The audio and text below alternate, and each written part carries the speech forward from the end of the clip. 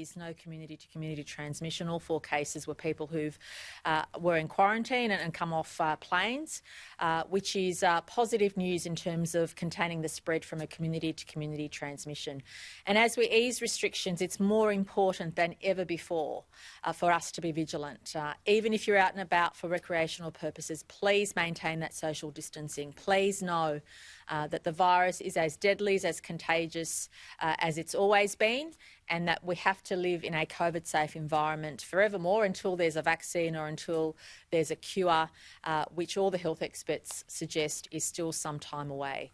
Can I also formally announce this morning, alongside the Deputy Premier, John Barilaro, that we're pleased to say that from 1 June there'll be no travel restrictions in New South Wales. You can go on a holiday with your family or your friends, but please also know that the holiday you'll be taking from 1 June in the COVID-safe environment will be different from a holiday you've taken before.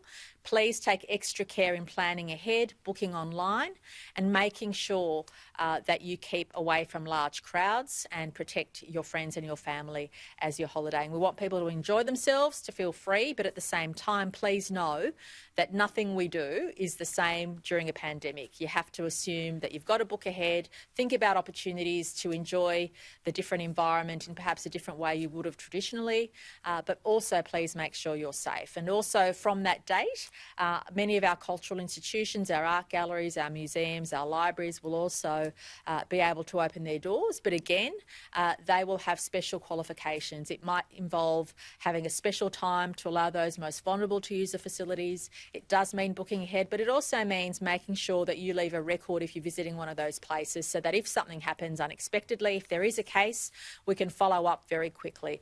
So whilst we're easing restrictions, we want people to enjoy the extra freedom they have. However, it does mean you have to think ahead and plan ahead, and accept that nothing we did before the pandemic will be quite the same during the pandemic.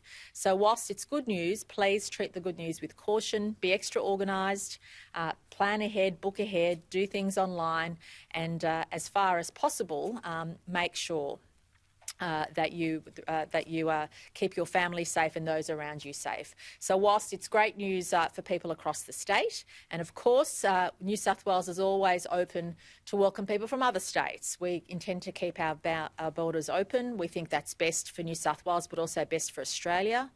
And we will play our part as the largest state, as traditionally the economic powerhouse of the nation, to make sure we generate as much economic activity as possible in a safe environment. We certainly don't want to see job numbers continue to crash as they did in April.